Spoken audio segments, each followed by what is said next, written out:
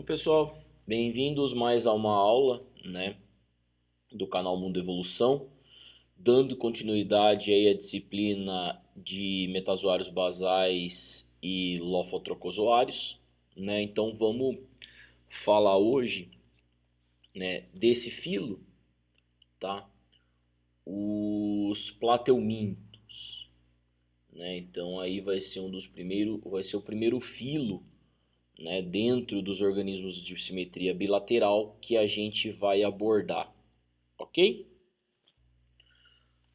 Bom, então eu sempre faço uma recapitulação, do conteúdo passado, porque a gente está evoluindo aqui no entendimento da evolução dos animais. Então a gente parte aqui dos organismos um pouco mais simplificados em termos de estrutura morfológica e vamos entrando nos organismos de maior complexidade, lembrando que isso não tem uma relação direta com adaptação ao meio, mas isso é uma outra questão, é só em termos de complexidade corpórea mesmo, tá?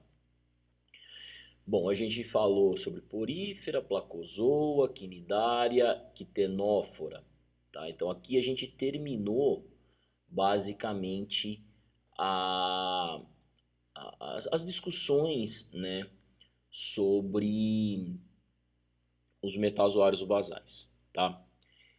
Eu vou fazer uma aula rapidinho, só falando um pouco sobre aquelomorfa, tá? Mas hoje nós não vamos focar nesse grupo aqui. A gente vai entrar dentro de plateumintos, tá, pessoal? Esse daqui é um dos grupos de vermes mais importantes ali, um dos mais bem estudados, tá? Em termos de base da árvore, em termos de características da base da árvore. Então a gente vai falar um pouco dessas características, Mas a gente já, quem não viu, olhe a aula, de evolução dos animais, se não me engano é a aula 2 ou 3, que fala sobre a evolução dos animais, origem e evolução dos animais, dos metazoários, onde a gente discute bastante a presença de dois folhetos germinativos, a origem e evolução inicial aqui, a presença de dois folhetos germinativos, depois o surgimento do terceiro folheto germinativo, quase que ao mesmo tempo da simetria bilateral, tá? Então a gente discute isso, discute a importância disso, Então não vamos voltar nessas discussões ao longo das aulas dos outros filos mais derivados, Mas é necessário a gente retomar esporadicamente esse conhecimento, tá? Bom, então a gente está aqui, o plano basal, o plano dos animais que apresentam essa simetria aqui, simetria bilateral e que apresenta três folhetos germinativos. Basicamente é um plano vermiforme, Então você tem aqui no ancestral dos triploblastos bilatérios todos um plano vermiforme. O que é um plano vermiforme? Um animal que se parece muito com um verme, tá? Então um dia nós nos parecemos muito com um verme, tá? E a partir desse plano ancestral, nesse ponto aqui da árvore, surgem organismos cada vez mais complexos, com simetria bilateral, cada vez mais que a gente vai chamar de derivados, grupos diferentes, E, bom, nesse caminho evolutivo, tá, pessoal, surge dois grandes grupos, os protostômios, e os deuterostômios, Então aqui, ó, os protostômios, a linhagem dos protostômios e a linhagem dos deuterostômios, Em termos de diversidade de espécies, os protostômios são imensamente mais diversos do que os deuterostômios. Então nossa visão antropocêntrica, que nós somos o topo da evolução, aquela visão que o ser humano, que todo ser humano gosta de ter, que nós somos diferentes, nós não somos animais, e aquele monte de baboseira,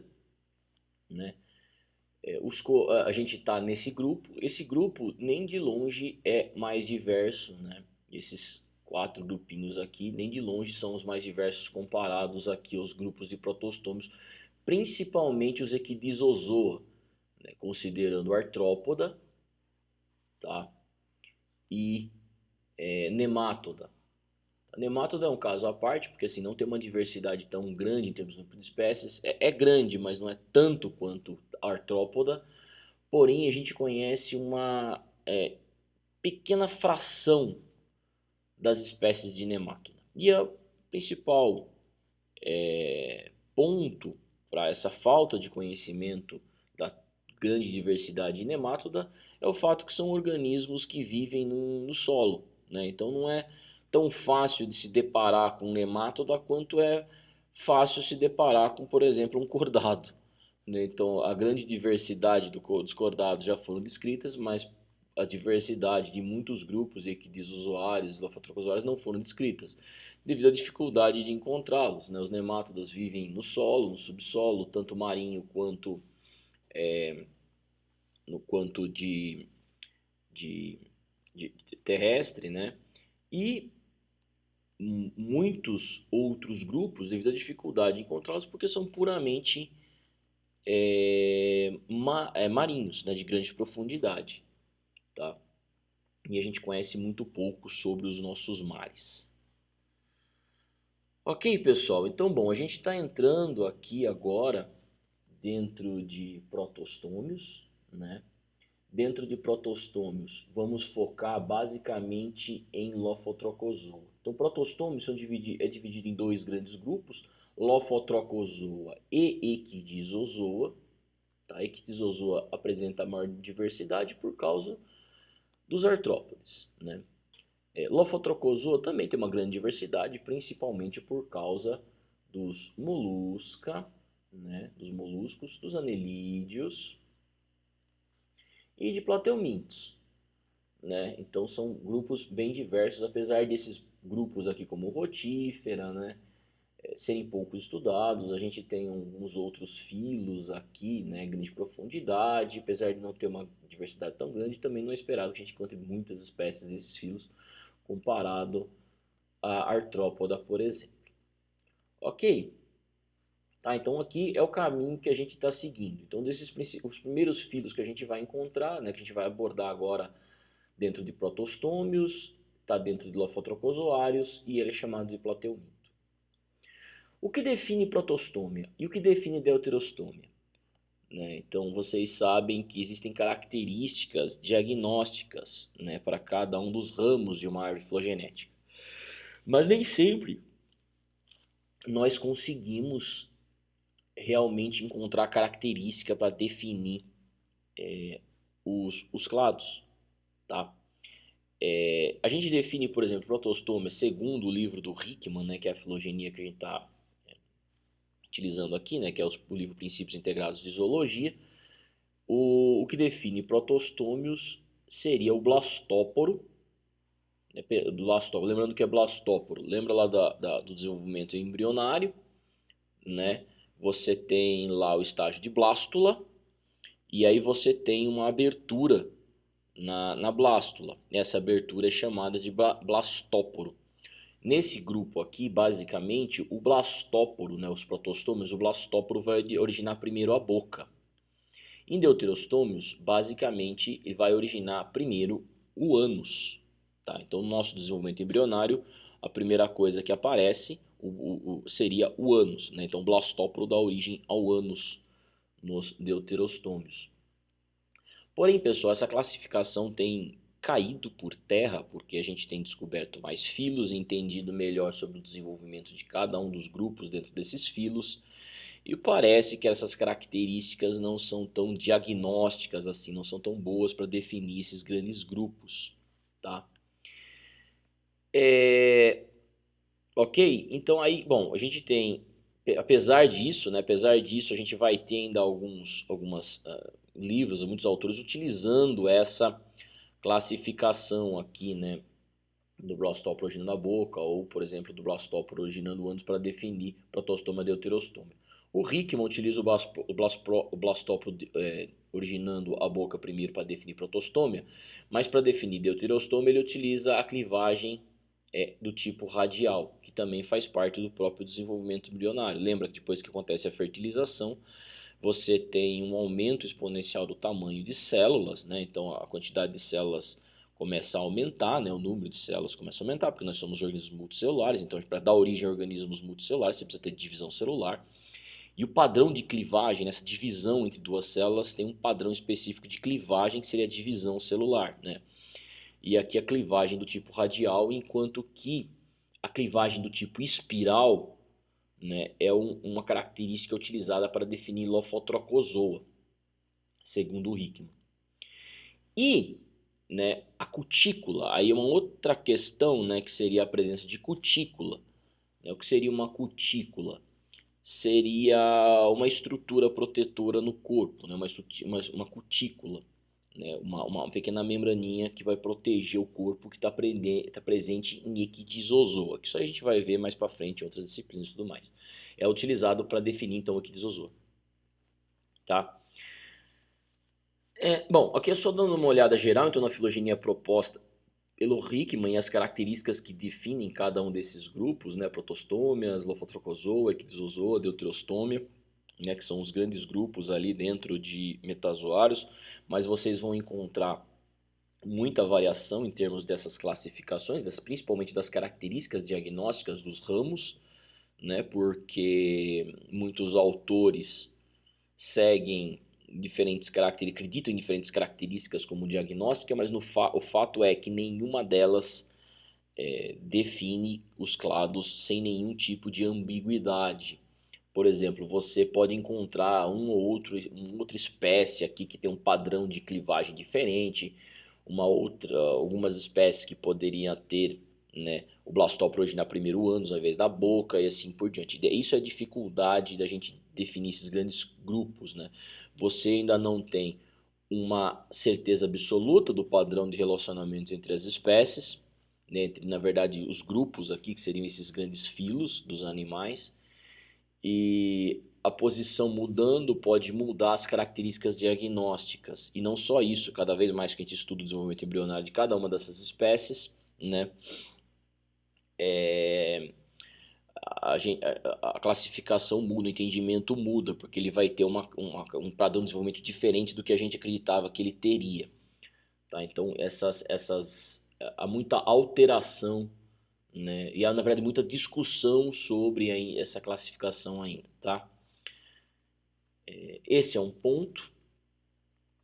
E outro ponto que na verdade, eu falei inicialmente, que era o padrão de relação entre as espécies. Então, a gente tem mudado muito em termos de entendimento, tanto que a aquelomorfa, vocês podem ver que não são classificados nem dentro de protostômio, nem dentro de deuterostômio, tanto a aquelomorfa quanto caetognata. Então, a gente não tem muita ideia da posição desses grupos.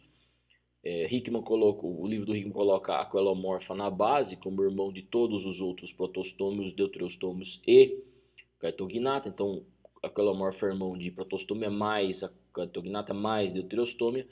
Mas, por exemplo, a caetognata está aqui, ó, numa politomia com protostômio e deuterostômio. Então, a gente não sabe o padrão de relação entre as espécies. Essa é a realidade. Né? Então a gente pode, se buscar essas informações de outros livros, né? Você vai ter outros entendimentos.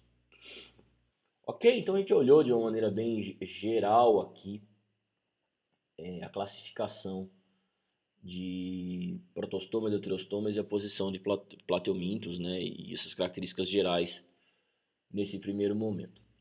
Bom, Lophotrochozoa. O que significa a palavra Lophotrochozoa? Eu não sei se eu tenho aqui no próximo slide.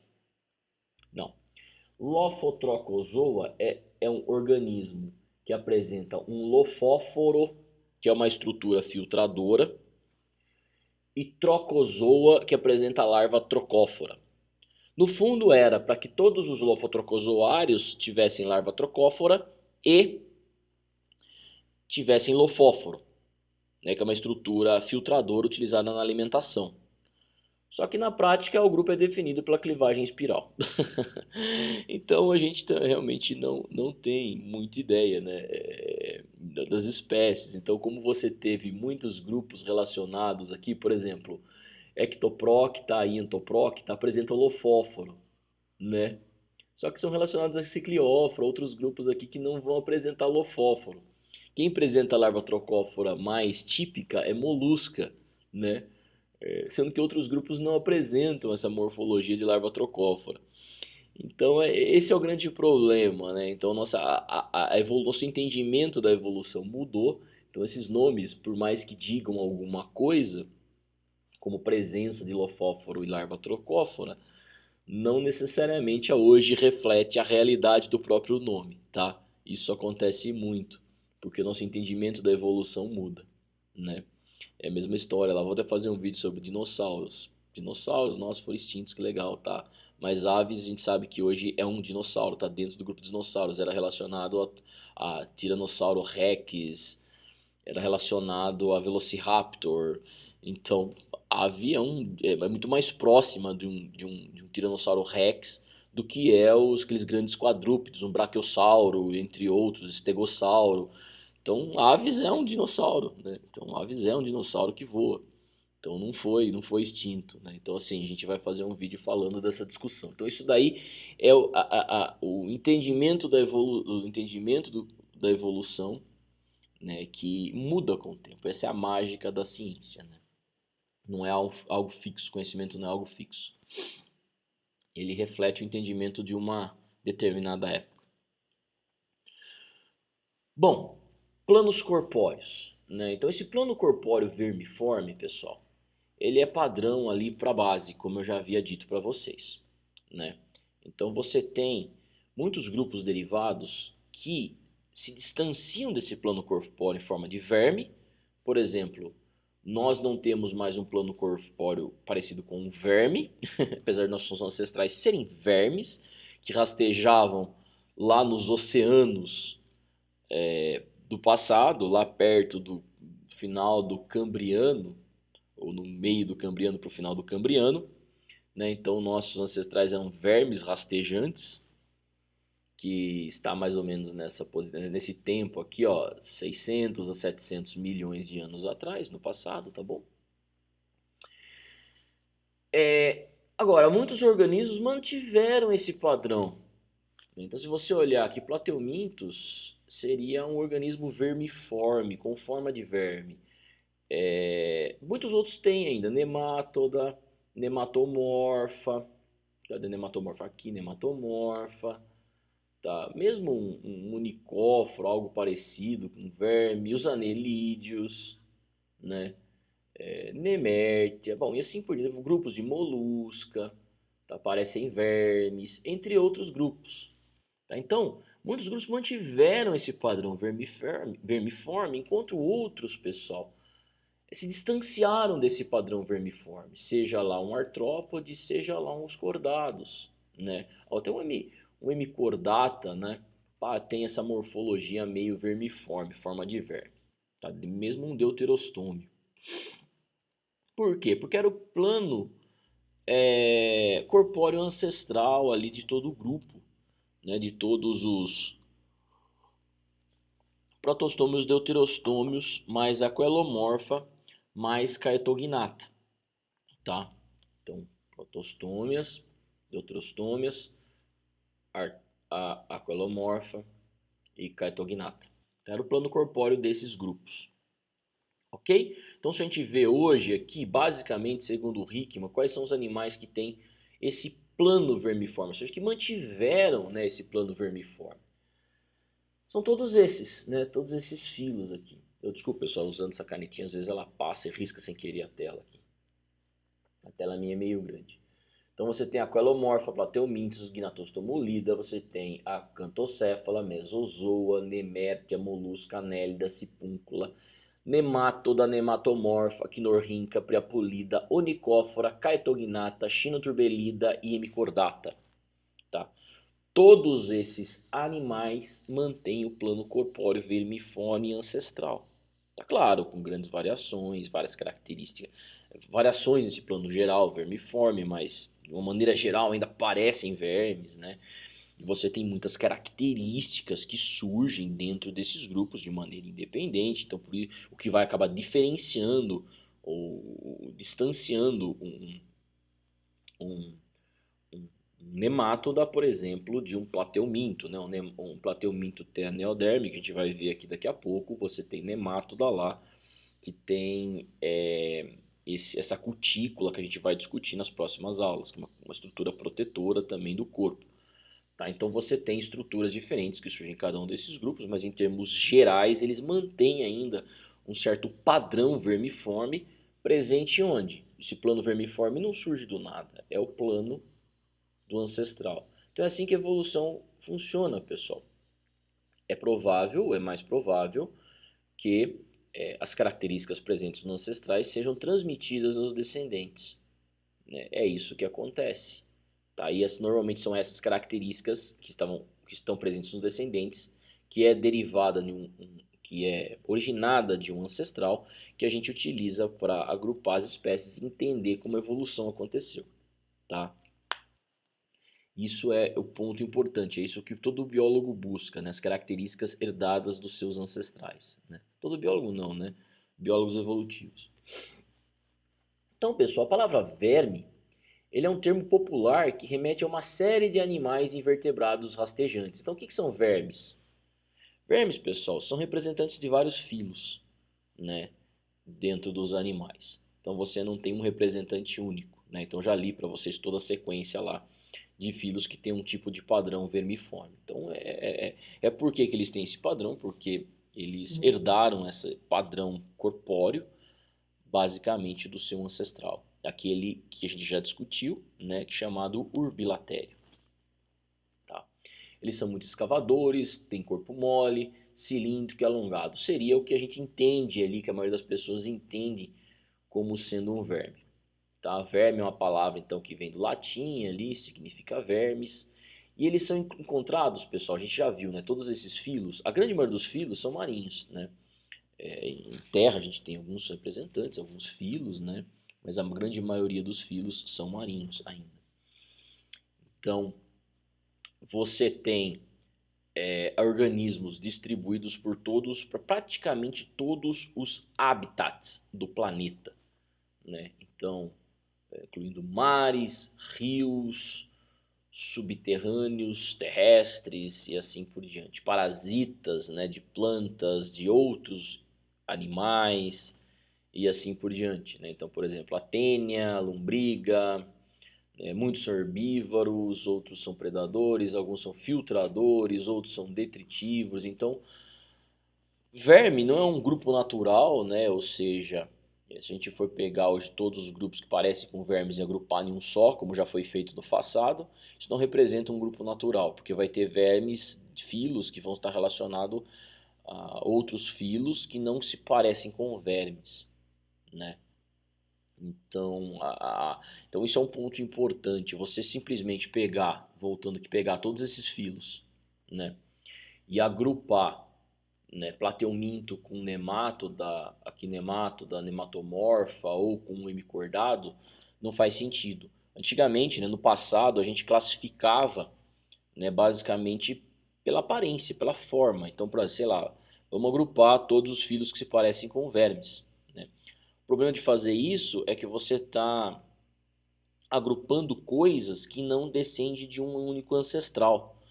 Né? Então você tem aqui o hemicordada derivando de um ancestral deuterostômio. E você tem nemátoda derivando de um ancestral protostômio. Né? Então você agrupar os dois não faria sentido nenhum evolutivo. Então, como a gente começou a perceber isso, né, através do conhecimento aí da sistemática filogenética, onde a gente tem que agrupar as espécies pelas características que foram herdadas dos seus ancestrais. Buscar essas características é muito difícil, é o que os biólogos evolutivos ficam pensando o tempo todo, o dia inteiro, né? A gente fica pensando quais características podem ser sido herdadas a partir dos seus ancestrais para agrupar os grupos de uma maneira que façam sentido. Isso faz parte da própria investigação científica de um biólogo evolutivo, tá? E agora a gente conseguiu propor uma classificação que reflete realmente como a evolução aconteceu dentro do grupo. E a gente sabe que hemicordata é um deuterostômio, está relacionado ali com cordados que não parecem diretamente com vermes, apesar de ancestrais cordados terem se parecido com vermes nadadores, por exemplo, picaia, entre outros grupos.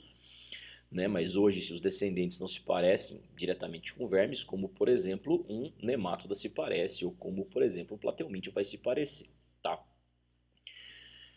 Então é isso, né? Então não faz sentido, por isso que as classificações mudam. A gente não faz sentido mais a gente agrupar todos esses organismos em um único clado chamado vermes, tá? Porque eles não compartilham ancestrais diretos, tá? Ok? Bom, os mais importantes, talvez, os organismos vermiformes mais importantes. Por que eu estou botando entre aspinhas aqui? Porque não existe grupo mais importante. Depende do ponto de vista, né? Talvez mais importantes para nós seres humanos? Sim, tudo bem. Então aí sim, grupos mais importantes para nós seres humanos, né?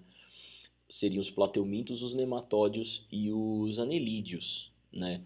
Eles estão ligados a quê? A doenças em nós seres humanos, a doenças nas nossas produções, né? Ou seja, muitos nematódios são parasitas das nossas culturas, então são pragas agrícolas importantes, né?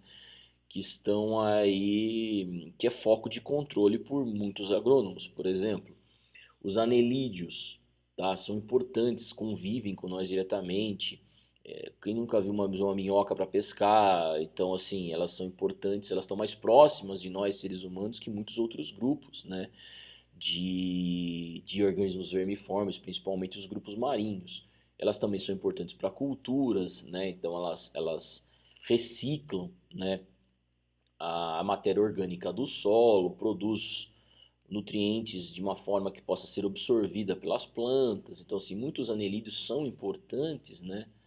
Muitos, então, são parasitas. Nós, seres humanos, aqui tem alguns plateumintos que são até mortais para nós, seres humanos, né? Então, são foco de controle da medicina. Muitos são focos de controle da agricultura, mas muitos podem até ser benéficos, estão em grande proximidade com nós, seres humanos, tá? Vamos focar então primeiro a nossa aula em plateumintos, né? Então essa aula aqui vai focar em plateumintos. Ela vai se dividir em duas partes, porque eu acredito que essa aula vai ficar bem longa, né? Já estou falando quase a meia hora e a gente não saiu de 5 slides, passou 5, 6 slides. Então vamos falar primeiro dos plateumintos, né? Mas é uma aula importante porque está introduzindo o estudo, né, desses protostômios, né, principalmente Lophotrochozoares. E aí, bom, a gente nessa própria disciplina a gente vai falar do filo Anélida, né? Um filo importantíssimo, os anelídeos. E já Nemátoda faz parte de uma outra disciplina porque está em outro clado, né? Aqui já está dentro de Equidizozoa. Então a gente vai focar nesse grupo numa outra disciplina, né? Que é essa disciplina de Equidizozoa e Equidizozoa e deuterostômios basais. A gente vai ver alguns grupinhos ali de deuterostômios também, né? Então, mas vamos falar agora sobre os plateumintos, as características dos plateumintos. Então, como eu já havia dito para vocês, plateumintos está dentro, né, de Lophotrochozoários, né, que é definido pela presença de uma clivagem espiral. A gente vai ver rapidinho o que significa isso. E ele está em uma politomia com gastrotríquea. Então aqui, ó, plateumintos, uma politomia. Assim, só relembrando vocês, para a gente ter uma filogenia que reflita diretamente o conhecimento da evolução, ela tem que ser dicotômica, ou seja, esses dois filos aqui compartilham um ancestral comum nesse ponto. Quando você tem tricotomias, que seria o caso aqui, você não sabe o padrão de relação entre esses três grupos, esse e esse. Você não sabe quem é o ancestral comum. Se existe um ancestral comum entre esse grupo e esse grupo, se existe um ancestral comum entre esse grupo e esse grupo, aí faltou um aqui da combinação que eu não lembro. Que é um ancestral comum entre esse e esse outro grupo aqui, tá? Então são três possíveis ancestrais comuns dependendo do padrão de relação entre esses três clados, tá? Essas três linhagens, a linhagem que dá origem a plateumintos, a linhagem que dá origem a gastrotríquea e a linhagem que dá origem a 4 outros filos, né? Gnatostomulida, Micrognatozoa, Rotífera e Acantocéfala. tá? Então a gente tem esse problema, não é uma filogenia totalmente resolvida, a gente não entendeu, não chegamos ainda a uma conclusão sobre o padrão de relação entre as espécies, que nada mais é que quem é o ancestral de quem ali, tá? Se você tem um ancestral comum entre Plateuminthus gastrotricha, Plateuminthus e o outro filo aqui, os outros 4 filos aqui, né? Ou o que quer que seja. Tá? Então a gente não chegou a esse nível de conhecimento e de entendimento evolutivo ainda para esse grupo. Ok? Aparentemente, Plateuminthus representa um grupo monofilético, ou seja, todos os descendentes de Plateuminthus vieram de um ancestral comum, mas a gente ainda não tem assim 100% de certeza. Aparentemente é, tá? E aí você vai ter aqui, ó, todos os descendentes de Plateuminthus, um ancestral comum, que da linhagem dos Plateuminthus, então um ancestralzinho aqui deu origem a todos os descendentes, todas as espécies de Plateuminthus, tá? Mas a relação desse filo com os outros filos mais proximamente relacionados, né, uns grupos aqui de Lophotrochozoários, nós não entendemos muito bem ainda. Lophotrochozoa, então voltando aqui, o que é um lofóforo, o que é uma larva trocófora, só para vocês verem isso. Então eu falei no início da aula, mas o que é diferente de você ver uma imagem do que é um lofóforo, né? Lofóforo, pessoal, são essas estruturas presentes em muitos grupos de animais que são utilizados para filtrar moléculas orgânicas, né, nos oceanos. Tá? Então você tem esses filamentos que capturam moléculas orgânicas. Tá? Essas moléculas orgânicas normalmente são direcionadas para a boca, né, por batimento ciliar. Tá? A boca normalmente está em algum ponto aqui nesses organismos. Então, são para organismos marinhos que são basicamente bentônicos ou vivem associados ao fundo, né, e muitas vezes são sésseis, ou seja, não tem movimento, eles apresentam lofóforo. Lofóforo que é uma estrutura, né, esse leque, tá, que a partir de batimento, que capturam alimentos e que direcionam esse alimento para a boca basicamente por batimento ciliar, ok? Então isso é um lofóforo. Mas vejam que se a gente voltar lá na não voltar de novo, mas se você olhar para aquela filogenia, aquele grupo, né, os lofotrocozoários, nem todos, né, apresenta lofóforo. Um molusco, anélida, não tem lofóforo mais, né, então pode ser que tenha tido nos ancestrais, mas os descendentes não têm. Então, Lophotrochozoa define um grupo que não necessariamente todos os descendentes vai ter lofóforo. Basicamente, você tem lofóforo em ectoprocta e ectoprocta. Depois a gente vai ver um pouquinho de ecto e entoprocta, tá? E vai falar um pouco mais do lofóforo, ok? E uma larva trocófora, pessoal, a gente falou da evolução para uma larva trocófora em protostômios, né, principalmente lophotrochozoários, lá quando a gente estava falando sobre o urbilatério. Né? Então, assim, não vou falar de novo da evolução dessa larva, mas vou falar da estrutura dela. Então, uma larva trocófora, numa região medial, ela tem ali uma grande quantidade de cílios, que são cílios utilizados para natação. Então, você tem também os cílios numa região apical e cílios na região, não sei se poderia ser chamada de região aboral, mas na região do ânus aqui. Ok? Na outra extremidade contrária à região apical.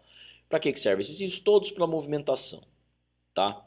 E partes também para alimentação. Então, se você tem partículas alimentares aqui no meio, né, são capturadas por esses cílios podem direcionar o alimento, né, para a boca que fica aqui, ó. Então, o alimento vem para o interior do estômago, que é toda essa estrutura, é digerido, ela absorve os nutrientes e o resto não digerido, né, vai ser enviado para o meio externo através do ânus. Então essa é a estrutura de uma larva trocófora. Né? Nem todos ali os lophotrochozoários têm essa morfologia da larva trocófora como esta morfologia típica aqui, tá? Basicamente você tem o que é chamado de larva trocófora ainda hoje, é a larva dos molusca, tá? Do filo molusca. A gente vai ver isso em maiores detalhes quando for falar de molusca, que é um filo hiperdiverso e muito interessante. Bom, há pouco tempo atrás, você tinha lá as 4 características que definiam os protostômios, principalmente lofotrocozoários, que diferenciavam de deuterostômios, tá? Quais são essas características? O tipo de padrão de clivagem que a gente já viu aqui. Então, o que é esse tipo de clivagem em espiral? As células torcem, tá? Elas vão girando aqui, ó. Torce para cá, torce para lá, então elas torcem, né? E você vai ter uma clivagem do tipo espiral. E quando você tem clivagem radial, é simplesmente um corte, né? Ela se divide em duas aqui, ó. E essa daqui é o tipo de clivagem radial. Essa clivagem por torcer, né? Como se ela torcesse nesse sentido, a clivagem espiral está presente em protostômios lofotrocozoários. Em deuterostômios, o padrão vamos falar assim de uma maneira genérica, né? Não vamos falar é isso, que é esse tipo de padrão. Não, porque existem exceções, tá? Então, o padrão geral, em um padrão geral, você tem clivagem espiral em protostômios lefotrocozoários e você tem clivagem radial em deuterostômios, tá? Esse é o padrão geral. Um outro tipo de característica embrionária também é o embrião em mosaico ali dentro de protostômios lofotrocozoários, tá? Então, nesse caso, o que acontece? Durante a clivagem, se você tem uma célula só, uma célula grande aqui, ó, tá? Isso daqui é a célula inicial, a primeira célula fertilizada, tá? Então você tem um óvulo, espermatozoide, o espermatozoide fertiliza o óvulo e você tem uma célula grande girada chamada zigoto, tá? Durante o desenvolvimento, o que acontece? O que pode direcionar o desenvolvimento, falar, bom, essa célula vai ser uma célula nervosa, essa célula vai ser uma célula muscular. O que direciona o desenvolvimento? Então aqui entra um pouco de biologia evolutiva do desenvolvimento, tá bom, pessoal? Mas é o conteúdo citoplasmático, em partes, tá? Mas uma célula pode sinalizar para outra também pelo meio externo. Aí ela fala assim, você então vai... Eu jogo uma substância no meio, eu sou uma célula, eu jogo substância no meio e falo, ó, célula vizinha, você vai ser um neurônio. E ela joga alguma coisa no meio e fala, tá bom, então você vai ser um músculo para mim. E eu vou ser músculo, ela vai ser neurônio. Então isso é uma sinalização externa, tá? Agora, eu posso ter enzimas dentro do meu citoplasma que vai realmente transcrever genes musculares. E ele, a outra célula, né, vai ter enzimas, né, ou proteínas que vão transcrever genes de neurônios, né, genes que faz parte ali do desenvolvimento de um neurônio. Então, normalmente no embrião em mosaico você tem citoplasma aqui dentro, né? Quando você tem diferentes concentrações de enzimas em diferentes partes da célula, se você dividir a célula em duas nesse ponto, essa célula de baixo não vai ter as mesmas proteínas que a célula de cima, tá? Então, quando isso acontece, quem está direcionando basicamente a diferenciação celular é o conteúdo citoplasmático. Tá? Então, por essa daqui tem um monte de enzimas que vai codificar para neurônio e essa daqui de baixo para músculo. Quando ela simplesmente se divide, uma não precisa sinalizar para a outra. Ela automaticamente, a de cima vai ser neurônio e a de baixo vai ser músculo, porque ela tinha proteínas que vão expressar genes, vão regular genes dos neurônios em uma e a outra vai regular genes dos músculos. Tá? Nesse caso, é o chamado embrião em mosaico. E se você, durante o desenvolvimento, você lembra lá, você tem duas células, vira 4, 4 vira 8 e assim por diante. Se o direcionamento é por conteúdo citoplasmático, e você, por exemplo, tem essa célula aqui, ó, que são as células, a primeira célula que tem todas as enzimas para diferenciar neurônio. Tá? Se você, durante o desenvolvimento embrionário, for lá com uma micro, né, pipetinha, ou uma micro pipetinha, alguma coisa, um micro bisturizinho, e arrancar essa célula, você, nesse indivíduo, não vai ter célula nervosa, né? Porque você tirou a possibilidade dele, porque essa aqui era a única célula que tinha no citoplasma as proteínas que regulavam o desenvolvimento dos neurônios, você retirou. Então, nesse caso, se você retirar essa célula, você vai o quê? Impedir o organismo de se desenvolver, porque se um animal sem neurônio não existe, né? Ele não conseguiria sobreviver, tá? O sistema nervoso é importantíssimo para as características dos animais, tá bom? Isso daqui, esse tipo de embrião em mosaico é específico, na verdade é um padrão dos protostômios lofotrocozoários, tá? Então é um ponto importantíssimo para o desenvolvimento dos protostômios lofotrocozoários. Já os embriões de deuterostômios têm aquela tipo de sinalização que eu falei para vocês, né? Que você teria, eu sou músculo, eu sinalizo para outra célula. Na verdade, eu sou uma célula, eu vou sinalizar no meio externo, né? Então eu vou jogar aqui no meio externo um monte de substância que vai atuar nessa célula e falar para ela, ó, você vai ser neurônio. Aí ela falou, tá bom, então ela joga um monte de coisa no meio externo aqui, né? Um monte de substância. Fala assim, você então vai ser músculo, né? Então uma está sinalizando para a outra. Se você chegar aqui e arrancar uma célula, né, isso não vai ter problema nenhum, porque uma está sinalizando para a outra. Então todas as células têm todas as proteínas para diferenciar no que ela quiser. É só uma célula que está sinalizando para a outra. Então se você arrancar essa célula daqui, ó, no período que você tem 4 células do desenvolvimento embrionário, você retirar uma delas, essas células do início do desenvolvimento são chamadas de blastômeros, tá? Você retirou um blastômero, esse blastômero retirado vai começar a se dividir da mesma maneira que a célula inicial, que o zigoto. Esse blastômero pode dar origem a um indivíduo normal sem problemas, porque ele tem todo o conteúdo para diferenciar qualquer tipo celular no seu citoplasma, as proteínas para diferenciar em qualquer tipo celular no citoplasma, diferentemente dessas daqui. Tá? E as outras 3 que sobraram também vão se diferenciar no indivíduo normalmente. Então, esse tipo de diferenciação celular presente, esse tipo de diferenciação celular está presente tipicamente em deuterostômios. Tá? Então, a diferenciação celular acontece em protostômios lofotrocozoários basicamente por presenças diferentes de proteínas citoplasmáticas e dentro dos deuterostômios por sinalização externa celular. Tá? Então esse daqui é do tipo embrião regulador, né, deuterostômios, e embrião mosaico em protostômios lofotrocozoários. Ok? Nossa, essa parte é mais difícil, né? Tudo bem. Então aí você tem mais uma característica. Tipicamente em protostômios lofotrocozoários, o blastóporo, que é do início do desenvolvimento embrionário, o blastóporo origina a boca, tá? Depois você tem então essa invaginação, né, que é um dobramento para o interior, tá? Do blastóporo, essa invaginação, isso daqui vai originar primeiro a boca, e depois aqui, ó, ao longo do desenvolvimento embrionário, do desenvolvimento do trato gastrointestinal, você vai formar o ânus depois. Já nos deuterostômios, o blastóporo primeiro origina o ânus e durante o desenvolvimento do trato gastrointestinal, uma hora vai formar uma outra abertura que vai ser a boca.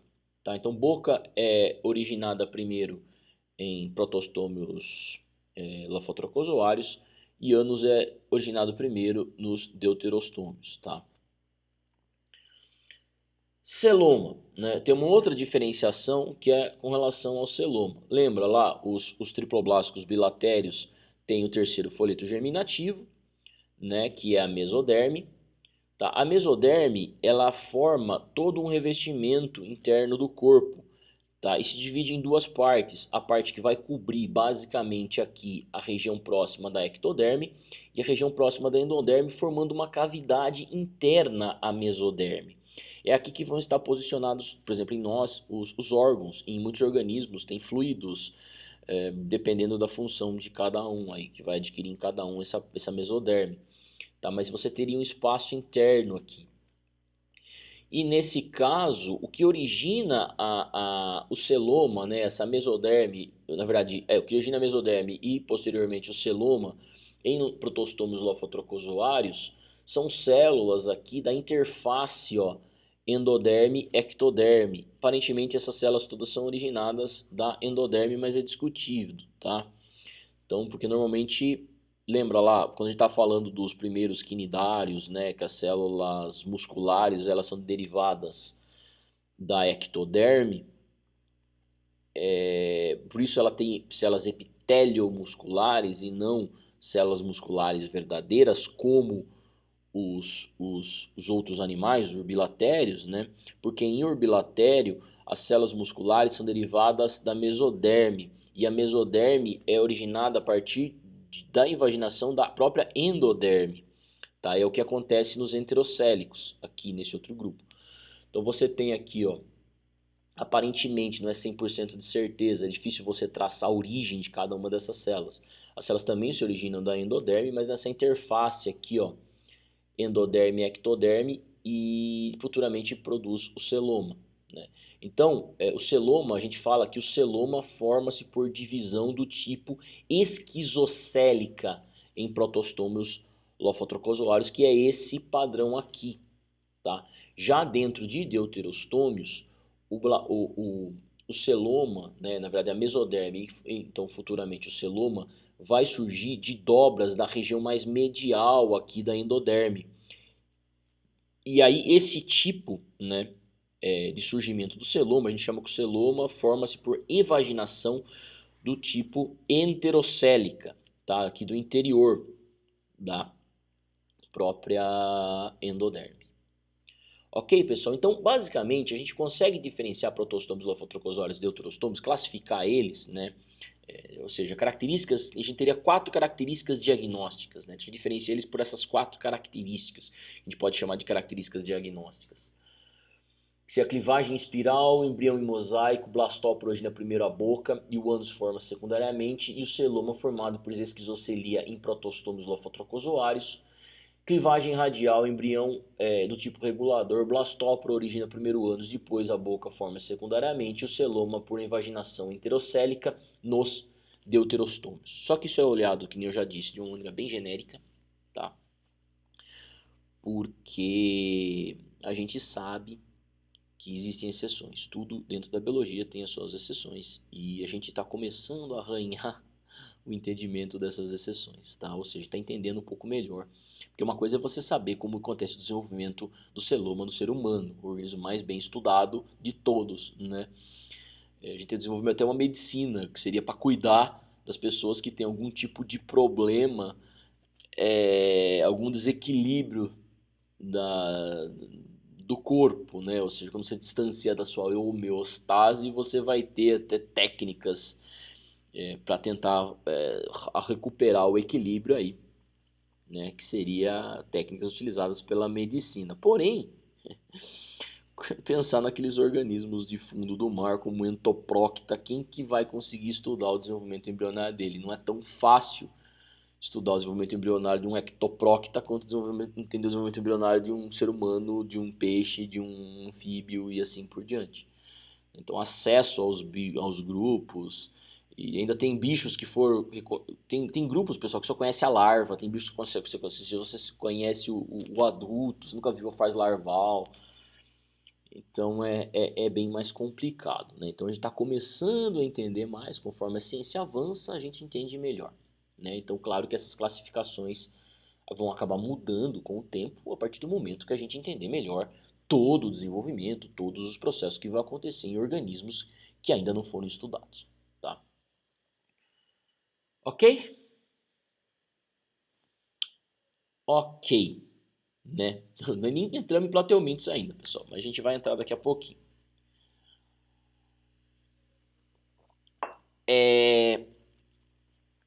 Vamos lá. Plateumintos, né? Plateumintos, como eu já havia falado, faz parte dos protostômios lofotrocozoários, né?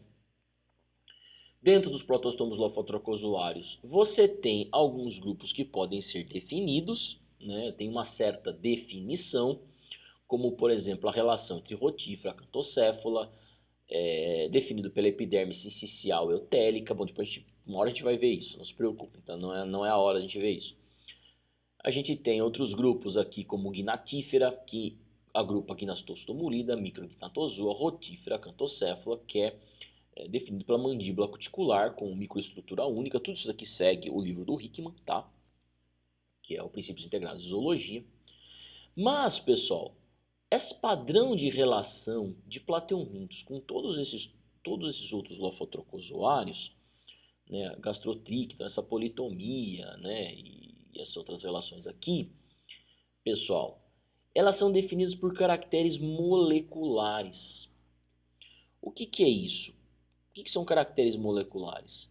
Bom, eu não vou entrar em detalhes disso, mas a gente pode estudar a evolução. Na verdade, o que tem se popularizado mais recentemente é o estudo da evolução, principalmente o padrão de relacionamento, baseado não em sim características morfológicas das espécies, mas sim em caracteres que estão presentes nos genes, ou seja, a gente utiliza a própria sequência de bases de DNA, as bases nitrogenadas A, T, G e C, entre diferentes espécies, compara essas bases de um determinado gene entre diferentes espécies, e é essa informação que a gente utiliza para entender ou para reconstruir como a evolução aconteceu, ou seja, o padrão de relacionamento entre as espécies, ou seja, para buscar quais grupos compartilham um ancestral comum, tá? É basicamente isso. Então, a gente ainda não conseguiu encontrar algumas características morfológicas que a gente chama de agnósticas, ou seja, as filogenias, utilizando apenas características moleculares de alguns genes, colocam plateumintos próximo de Gastrotríchea, gnatostomulida, micrognatozoa rotífera cantocéfala.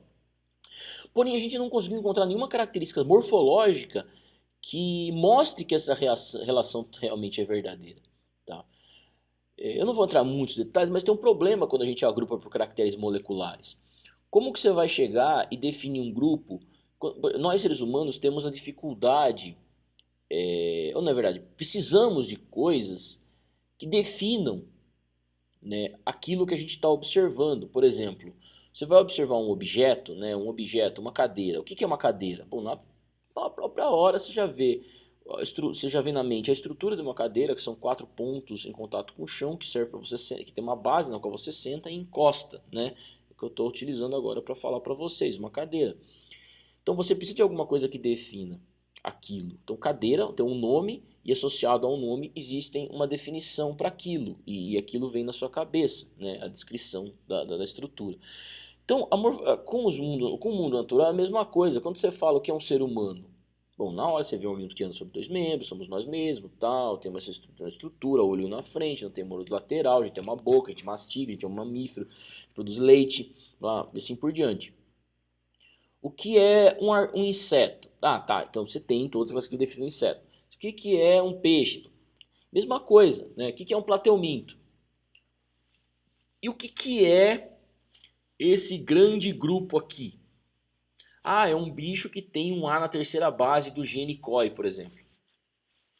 Tipo, como que você vai... Ou seja, quando você tem caracteres que são definidos por bases de DNA, aquilo não é diagnosticado, né? Ou seja, não é definido de uma maneira tão útil para nós seres humanos.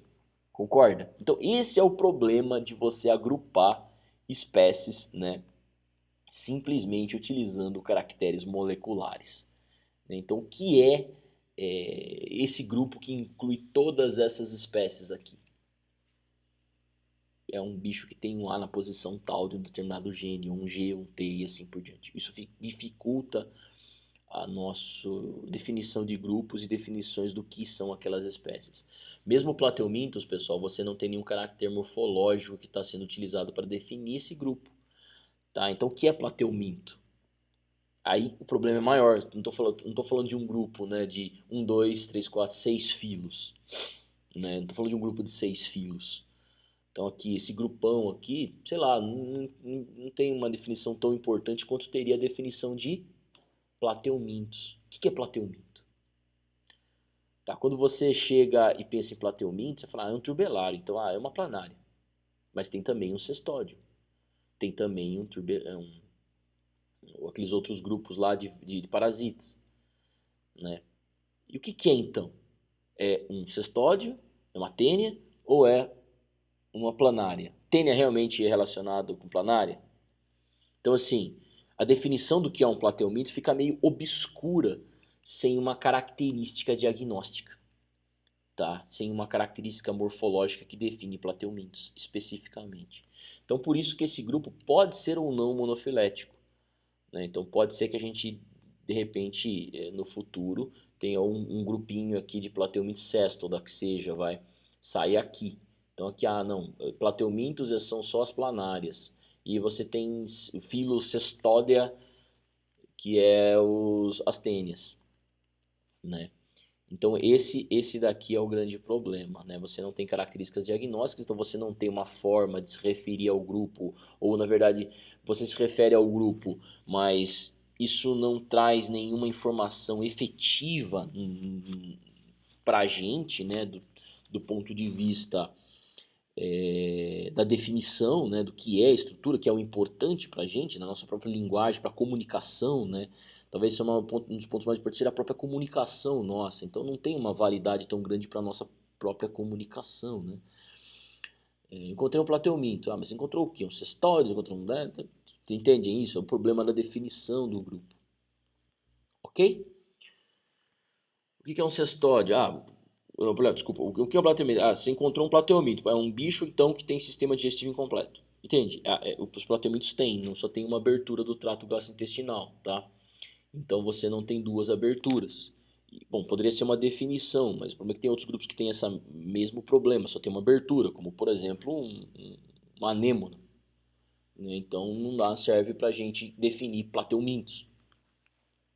Entendem o problema, pessoal, disso? Então, a questão é, eu, o evolucionista, olhando para isso, para esse problema, que plateumintos não tem um caráter para definir ele especificamente, isso sugere que plateumintos podem não descender de um único ancestral comum, né? Porque quando ele descende de um único ancestral,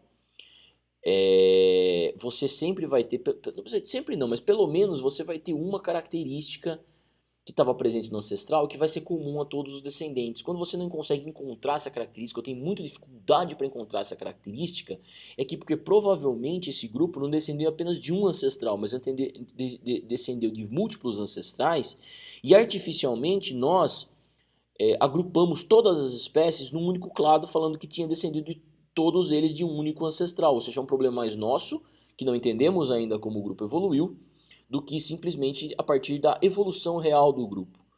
Tá? Esse é o grande problema. Então, provavelmente, plateumintos pode não ser um grupo monofilético, né? Porque a gente ainda não conseguiu encontrar uma característica que descendeu do ancestral comum que é compartilhada a todos os indivíduos. Ok? Bom,